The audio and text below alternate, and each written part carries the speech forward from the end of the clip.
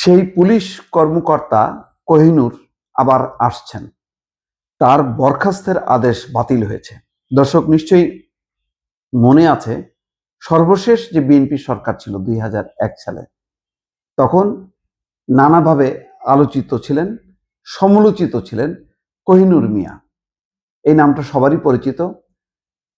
বিগত আমলে বেশ কিছু পুলিশ কর্মকর্তা যেমন আলোচিত ছিলেন, যেমন বেনজির, যেমন হারুন, ঠিক তেমনটাই আলোচিত ছিলেন কোহিনূর মিয়া।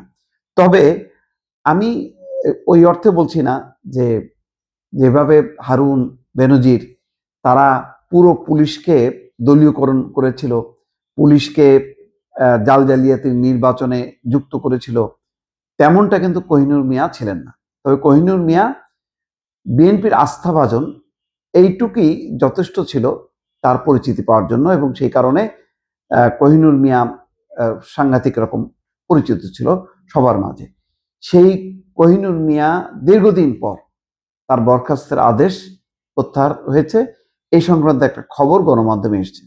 তাতে বলা হচ্ছে, ঢাকা মহানগর পুলিশের সাবেক উপকমিশনার ডিসি পশ্চিম মোহাম্মদ কোহিনূর মিয়ার বিরুদ্ধে দেওয়া চাকরি থেকে বরখাস্তের আদেশ বাতিল করা হয়েছে।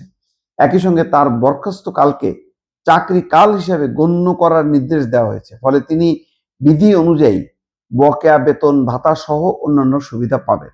তার মানে তার প্রমোশনও যদি পান, তাহলে আমি জানি না সেটা কি অতিরিক্ত আইজিপি নাকি আইজি লেভেলে উনি চলে এসছেন এতদিনে, সেটাও দেখার বিষয়।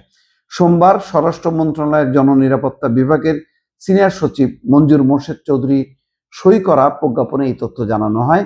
প্রজ্ঞাপনে বলা হয়, কোহিনূর মিয়ার বিরুদ্ধে দায়ের করা দুটি বিভাগীয় মামলায় তাকে চাকরি থেকে বরখাস্ত করা হয়েছিল।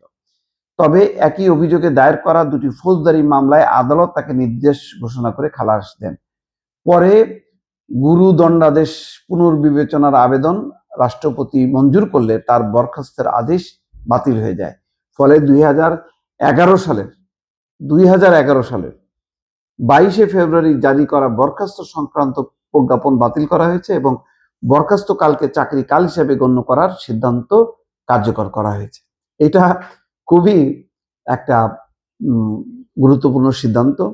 পুলিশে বোঝাই যাচ্ছে যে আর এক দফা একটা মেরুকরণ হবে। ইতিমধ্যে 5 জন অতিরিক্ত আইজিপি তাদেরকে বাধ্যতামূলক অবসরে দেওয়া হয়েছে, কিছু রদবদল হয়েছে, নতুন আইজিপি এসছেন, কমিশনার এসছেন।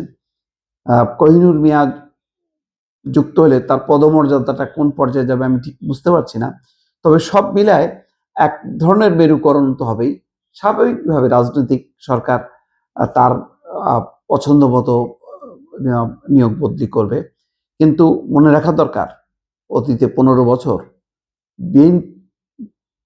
আওয়ামী লীগ যেভাবে পুলিশকে ব্যবহার করেছে একেবারে দলীয় কাজে, সেই একই পলিসিতে যদি বিএনপিও চলতে চায়, তাহলে আবার বিপর্যয় তৈরি হবে। কারণ এই ধরনের পথ যে আলটিমেটলি কোনো পুলিশের কোনো কাজে আসে না। পুলিশ বিতর্কিত হয়, পুলিশ বিতর্কিত হওয়ার মধ্য দিয়ে সরকারও বিতর্কিত হয়।